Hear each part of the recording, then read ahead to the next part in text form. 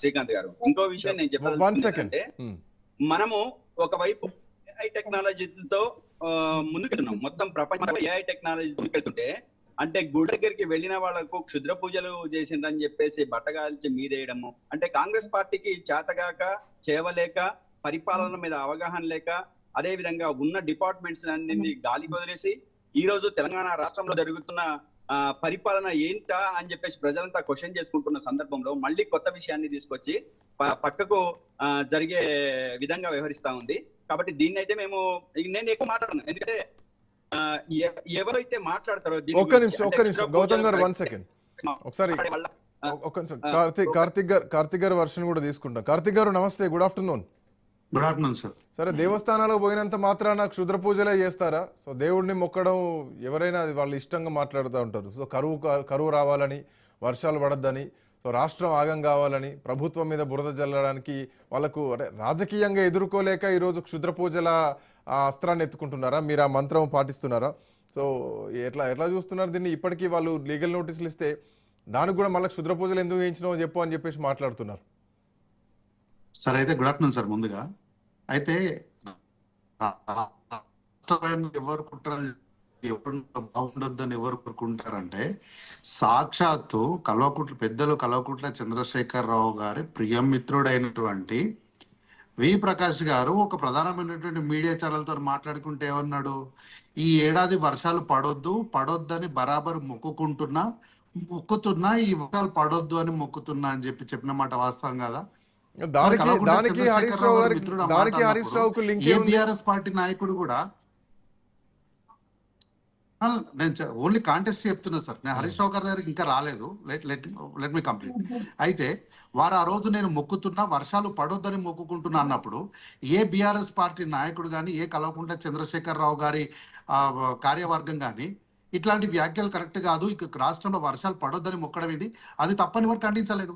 ఈ రోజు కూడా సార్ హరీష్ రావు గారు లీగల్ నోటీస్ ఇచ్చి నా పరువుకు, నా ప్రతిష్టకు భంగం కలిగిస్తున్నారనే చెప్తున్నారు, కానీ ఒక్క మాట కూడా నో, నేను ఏ శుద్ర పూజ కూడా చెయ్యలేదు అని మాత్రం వారు చెప్పట్లేదు. అక్కడ నుంచి ఎంతసేపు నిన్న ఆర్ఎస్ ప్రవీణ్ కుమార్ గారు కూడా మాట్లాడుకుంటూ సెక్షన్ 17, ఆర్టికల్ 22 అని చట్ట ప్రకారము స్వేచ్ఛ ఉంది, అక్కడికి వెళ్ళొచ్చు ఇక్కడికి వెళ్ళొచ్చు సమర్థించుకునే ప్రయత్నమే చేస్తున్నారు తప్ప ఎక్కడా కూడా మేము క్షుద్ర పూజలు చెయ్యలేదు అని ఎవ్వరు కూడా దాన్ని నో అని మాత్రం కన్ఫర్మ్ చేస్తలేరు. సో ఎక్కడైనా సరే ఎవరైనా సరే వాళ్ళు నో అని కన్ఫర్మ్ చేయకపోతే మీరు ఎస్ అని సాక్ష్యాధారాలు బయట పెట్టొచ్చు కదా, దానికి సంబంధించినటువంటి ఎవిడెన్స్ లో, విజువల్స్, వీడియోలో పెడతాం సార్. బొట్లు పెట్టుకున్నాయో లేదంటే కపాలాలు, పుర్రెల దండేసుకున్నాయో వచ్చినప్పుడు సార్, పెట్టాల్సిన టైం వచ్చినప్పుడు పెట్టాల్సిన వేదిక పైన పెట్టాల్సిన ప్రొసీజర్ లో ఎప్పుడు ఎక్కడ ఎలా పెట్టాలనో అట్లానే పెడతాం, 100% పెడతాం. మా దగ్గర ఏం ఆధారం ఒకవేళ క్షుద్ర పూజలే చేయాలనుకుంటే ముఖ్యమంత్రి కుర్చీకే చేస్తారు కదా. సో కరువు కోసం, నీళ్ల కోసం, వీటి కోసం చేయాల్సినటువంటి అవసరాలు ఉండే కదా సార్. ఇప్పుడు ముఖ్యమంత్రి పదవి కన్నా వీళ్ళకు తెలంగాణ రాష్ట్ర ప్రజలు బాగుండకూడదు అనేది కదా వీళ్ళ అంతిమ లక్ష్యము. ఈ రోజు మార్నింగ్ కూడా ఒక ప్రధానమైనటువంటి వార్తాపత్రికల, అంటే నేను ఓన్లీ ఎందుకు అనే దానికి సబ్జెక్ట్ చెప్తున్నా, ఇంటర్లింక్ చెప్తున్నా, కన్నెపల్లి నుంచి నీళ్ళు ఎత్తిపోయండి అని చెప్పి ఒక సీనియర్ నాయకుడు బీఆర్ఎస్ నుంచి మాట్లాడుతుండ్రు.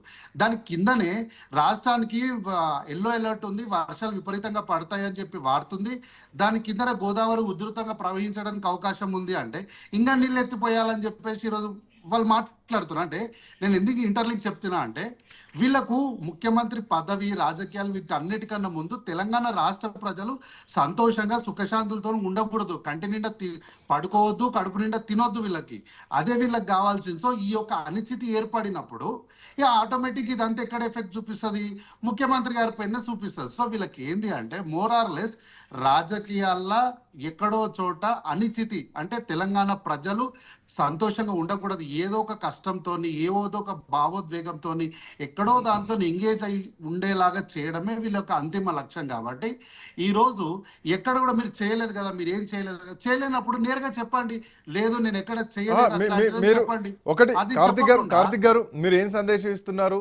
సో దేశంలో లేదంటే రాష్ట్రంలో క్షుద్ర పూజలు ఉన్నాయి, సో ఇట్లాంటి శక్తులు ఉన్నాయి, ఇట్లాంటి నెగిటివ్ ఎనర్జీ ఒకటి ఉన్నది, దీన్ని నమ్మాలి, క్షుద్ర పూజలు జరుగుతున్నాయి, క్షుద్ర పూజలు చేస్తున్నారు, అట్లాంటిదో వింగ్ ఉందని చెప్పేసి ప్రభుత్వమే ప్రజలకు కన్వే చేస్తుందా? నేను క్షుద్ర పూజలు నెగటివ్ ఎనర్జీ అని చెప్తానండి. ఎక్కడైనా సరే మంచి ఉన్న దగ్గర చెడు ఉంటది, దేవుడు ఉన్న దగ్గర దయ్యం ఉంటది. మన దగ్గర ఒక రకంగా చేస్తాం, ఇంకో దేశంలో ఇంకో రకంగా చేస్తారు. కానీ నేనేమంటున్నా, ఏదైనా సరే మంచిగా ఉన్నప్పుడు చెడు కూడా డెఫినెట్ గా ఉంటది. సో మీరు 10 ఏళ్ళు మంచి చేయలేదు కాబట్టి ఇప్పుడు మంచి చేస్తున్న వాళ్ళని ఆపడం కోసం మీరు అన్ని శక్తులు ప్రయోగం చేశారు. ఏ శక్తి రాలే. రైతులను అడ్డం పెట్టారు, విద్యార్థులను అడ్డం పెట్టారు, ఉద్యోగస్తులను అడ్డం పెట్టారు, మహిళల్ని రికార్డింగ్ డాన్స్ చేసుకోమని మహిళలను అడ్డం పెట్టారు, స్కూటీలను అది అడ్డం పెట్టారు, 6 గ్యారెంటీలు అన్నారు, 420 హామీలను అన్ని అడ్డం పెట్టారు. అన్ని విషయాలు కూడా తేలిపోయినారు.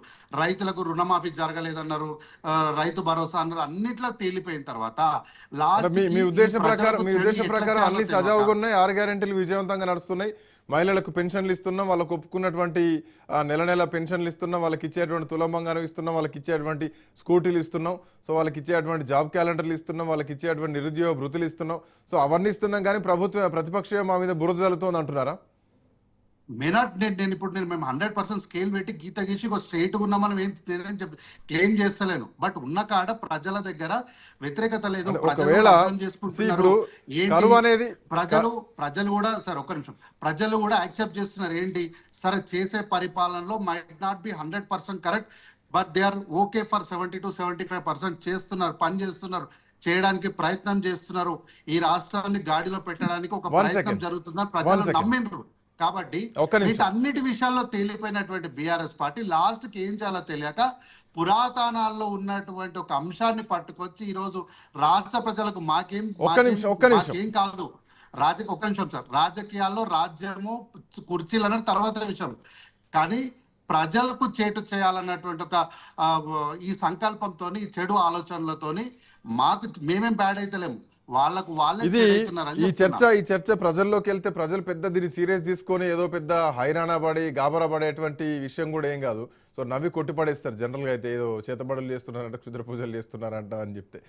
సుందర్ గారు ఉన్నారు మనతో పాటు. సుందర్ గారు, మీరు భూమిని చూశారు, ఆకాశాన్ని చూశారు, సో గ్రహాలను చూశారు, ఆ గ్రహాల మీద పోయేటువంటి రాకెట్లను కూడా చూస్తున్నారు. మంత్రాలకు చింతకాయలు రాలే అన్నది జగమెరిగినటువంటి సత్యం. సో ఈ మంత్రాలకు కరువు వస్తుందా? ఈ మంత్రాలకు కాళేశ్వరం ప్రాజెక్ట్ నుంచి నీళ్ళు రాకుండా ఉంటాయా? ఈ మంత్రాలకు ప్రభుత్వం మీద నెగిటివ్ పెరుగుతుందా? ఏదైనా ప్రజలే కదా నిర్ణయించేది, సో మంత్రశక్తులు అయితే కాదు కదా.